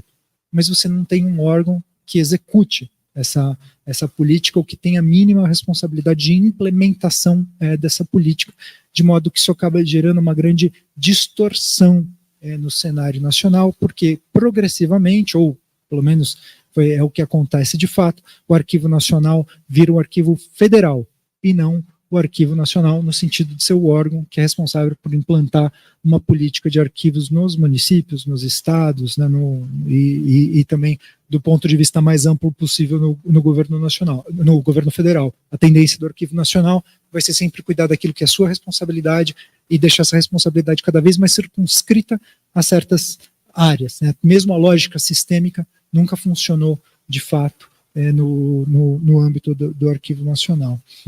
Experiência de gestão, então, importantíssima no Arquivo de Rio Claro. Isso fez com que ela gerasse várias reflexões sobre arquivos municipais. Eu vou passar rápido aqui, mas já falei para vocês, pelo menos do evento das tabelas de temporalidade. Quantas tabelas de temporalidade foram criadas graças à atuação da Ana Maria, ou pelo menos a metodologia que ela ajudou a definir. Bom, e daí o terceiro eixo, arquivos pessoais. Aí esse lugar que o pensamento dela aflorou de uma forma mais vigorosa. Ela escreveu muito sobre arquivos pessoais, ajudou a orientar muito sobre arquivos pessoais. Dá para dizer, para entender isso, é necessário entender ou passar pelo esse problema da fronteira entre o público e o privado que eu já mencionei aqui. Mas, assim, de um modo geral, a falta de um sistema faz com que muitos arquivos que sejam organizados no Brasil, ou mesmo arquivos que são, os poucos arquivos que são recolhidos no Brasil, sejam, em grande medida, arquivos que vêm do âmbito da esfera da sociedade civil, no geral. Então, isso tanto nos arquivos públicos, quanto no próprio trabalho de campo com empresas, porque aí você tem também na década de 90 uma pluralização profissional, você pode trabalhar em lugares que eventualmente queiram da sua memória.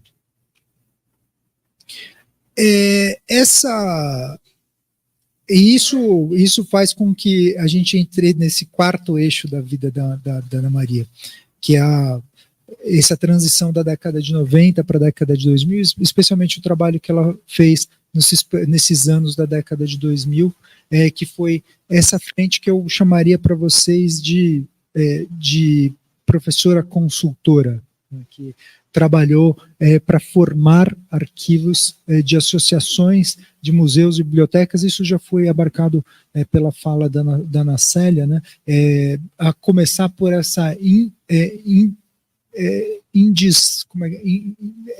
indeterminação entre museu biblioteca e arquivo, né?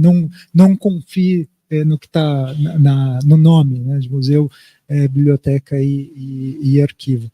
Mas um papel bem importante, sobretudo vale destacar aqui o trabalho dela no Instituto Fernando Henrique Cardoso para organizar os fundos, não é só o do Fernando Henrique Cardoso, mas também foi um trabalho exemplar que gerou várias reflexões sobre arquivos pessoais e centros de memória. E essa conexão africana, né, que é um papel muito importante. Eu acho que ela foi consultora em Moçambique durante muitos anos, não foi? E gerou... Bom, quantos anos ela foi, Silvia? Eu acho que foi uns 8, 10, foi uma década.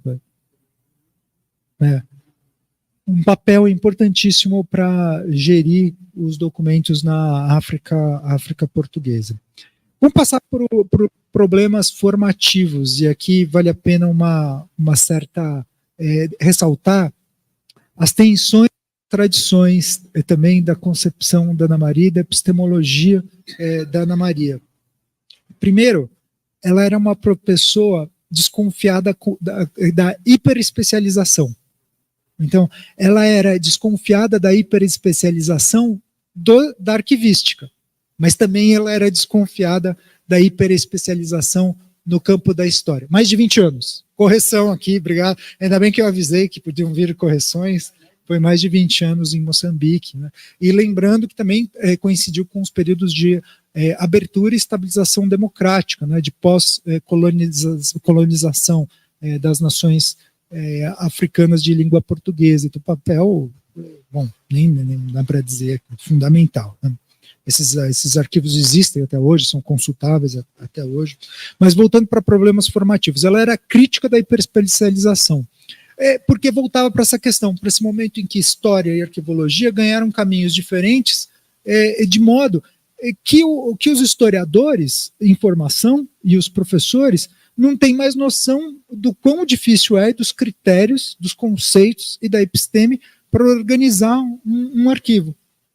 Isso foi uma coisa que era super presente na cabeça da Ana Maria, super presente desde o século XIX, como heurística, lá nos manuais de teoria da história, os manuais que tinham fundado a disciplina que ela tinha aprendido a trabalhar. Ela, aliás, se orientou desde o começo por um desses manuais, um manual estabilizado e escrito pelas suas alunas na medida em que as aulas aconteciam, né, Silvia? E que gerou uma introdução aos estudos históricos do Glenisson, que é um texto que foi praticamente inventado pela Emília Viotti da Costa e que conta essa história de como organizar o conhecimento, como é que o historiador começa a trabalhar. E a gente aprendia a fazer, eu fui a última geração, na década de 90, que aprendeu isso. A gente aprendia a organizar o conhecimento com fichas. Então a gente aprendia o conceito de domesticar e processar aquilo que a gente vivenciava. E com o tempo, esse trabalho, esses limites, conceitos e episteme que permitem que o conhecimento seja domesticado, seja processado e vire eventualmente até decisão, eles vão progressivamente saindo do campo dos historiadores. Os historiadores vão criando cada vez mais, pela hiperespecialização, uma mania com os repertórios temáticos, e não o processamento metodológico de como chegar lá. Então, e nesse ponto vale a pena fazer essa homenagem, né? Não só para Ana Maria, mas para Silvia, né? Que foram os bastiões dessa tradição e responsáveis por essa tradição ter pelo menos permanecido até a década de 90. Então isso acabou em um determinado momento. Só que ele não acabou só da história, ele acabou da sociedade. Então, a gente perdeu a capacidade de organizar o conhecimento que a gente produz. Não está mais com a gente, está na nuvem. Então, esse é de modo que hoje é um problema social complexo e grave, a falta de capacidade que a gente tem de gerir as evidências do mundo que a gente vive, né? Não é mais com a gente. As humanidades, no geral, perderam essa potência, que era aquilo que dava exatamente o lastro maior para a prática das humanidades, e era o que, isso Ana Maria certamente concordaria, não é exatamente aquilo que é específico das humanidades, porque desde então a gente passou a pensar no que era específico das humanidades. Mas é aquilo que é humano em todas as ciências. É a forma de organizar e de pensar e de conceber o conhecimento que não está só presente nas humanidades, mas foi a contribuição que as humanidades deram para todas as ciências se formarem. A gente perde esse lastro, mas olhando para essas instituições que foram formadas no século XX, vocês começam a perceber que tudo se trata de uma grande coleção, tudo se trata de um grande arquivo, tudo se trata de um grande fichário. Às vezes esses fichários eles voltam para dentro do arquivo, como por exemplo o caso do fichário do Arquivo Geral do DEOPS. Mas pode ser também o fichário de organizar os pacientes em Juqueri, mas também pode ser o fichário das cobras catalogadas que eram dadas para criar as vacinas no Butantan. Ou pode ser também o fichário de qualquer outro laboratório, de qualquer outro cientista ou qualquer outro laboratório tentando catalogar e domesticar algum tipo de conhecimento. Mas a verdade é que a gente perdeu completamente a noção que a ciência se baseava basicamente nisso, em técnica experimental, mas de organizacional da experiência vivida. Então é isso que é assim que a Ana Maria pensava. Ela nunca perdeu esse horizonte formativo e essa complexa. E justamente por isso que ela era profundamente irritada com as tentativas de especialização profissional, tanto no campo da história quanto no campo da arquivologia. Então ela achava que as duas deviam dialogar, que a gente devia estar aqui sentado nessa mesa discutindo o que era importante do que a gente pratica hoje para a sociedade. Ponto. Independentemente das nossas barreiras. E nesse ponto eu sou totalmente aluno da Ana Maria. Eu estou escrevendo livro docência sobre história e arquivos digitais, e tudo que eu estou dizendo para vocês, eu concordo. Com exceção de uma coisa. Eu já chego lá. Então, ela chamava muito atenção, isso foi uma coisa importante, porque no final da vida, e eu já estou terminando, viu, gente? Ela passou a ficar muito preocupada com o fenômeno da digitalização, do mundo digital. Isso faz entender, para quem não a conheceu e não conviveu com ela, faz entender muito sobre ela. Um dia ela me ligou, ou eu liguei para ela, não faz tanto tempo atrás, e ela falou assim, eu estou treinando o ChatGPT Premium para fazer tabela de temporalidade. Daí eu falei, tem um monte de gente fazendo isso agora, né? Não sei. Mas isso já faz alguns anos. Teve outro caso que eu estava dando um curso de humanidades digitais no SESC, durante a pandemia, e de repente tinha um robozinho lá, Ana Maria Camargo. Eu, caramba, o que eu vou dar aula para essa mulher? O que eu falo agora? Né? Mas ela sempre quis monitorar esse processo de transformação digital. E daí ela percebia duas coisas. Uma coisa era a necessidade de salvaguardar o princípio da autenticidade dos documentos. Porque com o digital, especialmente com o processo de digitalização, os documentos eles correm mais risco de perder o seu lastro contextual. Você digitaliza e daí os metadados eles não sabem cadê. Isso acontece a todo momento. Um grande processo em massa de digitalização que, na verdade, não serve para nada. Isso para Ana Maria era um problema gravíssimo e de fato, e é um desafio até hoje para a gente. No caso dos natodigitais, também, né, a falta de contexto, especialmente das bases de dados. E ela chegou a escrever sobre isso, alguns textos sobre o uso de inteligência artificial na história e nos arquivos, e chegou a escrever também sobre os perigos da digitalização fora de contexto. Voltava para princípios que ela foi buscando a vida inteira. E o princípio principal, aquilo que guiava, era essa ideia de que era necessário preservar a autenticidade. Muitos historiadores vão falar, puxa, mas tanto faz se o documento é autêntico ou não, né? Ele é um documento e a gente vai entender essas circunstâncias, né? Se for uma forja, ele não é menos importante no raciocínio do historiador. E, na verdade, ela tinha toda a razão, toda a razão. No mundo digital, a gente pode digitalizar as coleções, como fiz. A gente digitalizou os 2,5 milhões de fichas do Arquivo Geral do DEOPS. durante essa transição do governo Dória para o governo Tarcísio, para salvaguardar mesmo. E você digitalizou o que eu... É lógico, a responsabilidade era com o projeto, de 1 ano de dar serialidade. Se você digitaliza documentos e quando você cria condições legais, você pode tornar esses documentos autênticos. E isso é uma estratégia preservacional, porque os documentos em papel ou no seu suporte original, eles não vão durar para sempre. Então, quando você cria um DU autêntico, você permite que a vida útil desses documentos possam valer mais, desde que o seu repositório digital cumpra princípios mínimos de segurança e de durabilidade de lastro. Mas não é só isso. Quando você tem um repositório, você também pode digitalizar e autenticar documentos que não estão sob a custódia do arquivo. Então você pode falar de uma pluralidade, ou pelo menos de um paradigma pós-custodial na gestão dos documentos digitais. Você pode pensar muito para além. Então, quando a gente se orienta para preservar direitos, então posso falar assim, quais são os documentos importantes sobre a hanseníase, porque a hanseníase gera direitos. Então, eu vou digitalizar e autenticar esses documentos para o futuro. Esses documentos estão no arquivo? Não. Mas agora eles estão.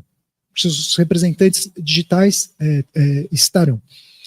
Os sistemas de gestão de documentos digitais, eles também carecem de salvaguardas para preservar sua autenticidade. Mas quando o arquivo recolhe os documentos nato-digitais, aqui na Unicamp a gente tem o CIGAD. Então a luta é para que o CIARC recolha o CIGAD. Então isso é o que está acontecendo agora. Recolha aquilo que nasce digital e que abarca o trâmite de documentação na administração. Mesma coisa com essa documentação dos sistemas de gestão documental, seja do governo federal, seja do estado de São Paulo. E nesse ponto, a gente ainda engatinha muito. A gente tem condições mínimas, né, tanto no governo federal quanto aqui, mas precisa de muita articulação para isso acontecer. Quando isso acontecer, você garante que o arquivo vai continuar fazendo seu papel no futuro, que é autenticar esses documentos do estado daqui 100 anos, falar, realmente... E daí tem 1000 outras possibilidades que nascem a partir desse lugar do digital. Todas elas a Ana Maria conseguia antever. Então é isso, gente. É assim que eu vi a contribuição dela, e foi uma primeira forma de organizar aqui, mas assim, ontem eu estava no cerimônia da nova gestão do Museu Paulista. E daí a gente estava comemorando muito o fato de que o Museu Paulista tinha ganhado essa feição que ganhou. É um lugar que está estruturado, que tem esse papel central de visibilidade, recebeu 1.300.000 pessoas desde que... E que agora está se preparando para ser um centro também de produção de conhecimento e de gestão de acervos de cultura material. A gente estava pensando na quantidade de pessoas que tinham ajudado ao longo do tempo para fundar aquilo, mas algumas fundamentais, né? E uma das mais importantes, com certeza, talvez a mais importante, foi o Piano Bezerra de Menezes, que foi também o nosso professor, né? Daí você fica pensando, né, de o que você está fazendo aqui, o que a gente está fazendo aqui, o que eles fizeram, né? Pensando nessas camadas que a gente vai acrescentando em cada coisa. Então, o que está fazendo agora o Paulo e a Cidinha lá no Museu Paulista? Eles vão tentar melhorar essa ideia, mas ela só está posta porque alguém pensou que o museu deveria investir em cultura material e ser um centro de referência para além daquele museu historicão, né, que a gente conheceu quando a gente foi visitar quando era criança. Né. O Arquivo do Estado é a mesma coisa, né, a política de documentos do Estado é a mesma coisa. E a gente deve isso para Ana Maria. Então, eu só queria... E eu acho que essa, no fundo, é uma das coisas mais legais da universidade, né, que a gente assim, para ser um bom professor, você tem que ser um aluno, né? Então, assim, para mim foi um grande privilégio ter ouvido ela, né? E também um privilégio estar aqui desse lugar onde eu estou e poder olhar para esse edifício de construção institucional. Então, queria, assim, já que a Ana Maria não está aqui, acho que eu queria agradecer muito vocês três. Assim, parabéns pelo trabalho bonito. E tantas vezes te vi, né, organizando os documentos da Ampu São Paulo, com as cadernetinhas, lá dentro do espaço, né, da Ampu, tantos anos, Silva. Já foram 25 anos que eu sentei no banco com vocês. Então, sim, obrigado a você, obrigado aos meus mestres, obrigado, Ana Maria. É isso.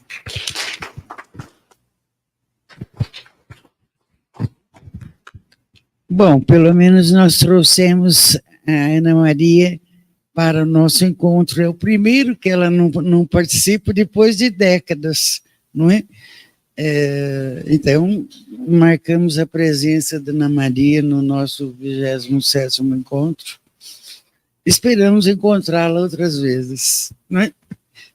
É isso. Muito obrigada.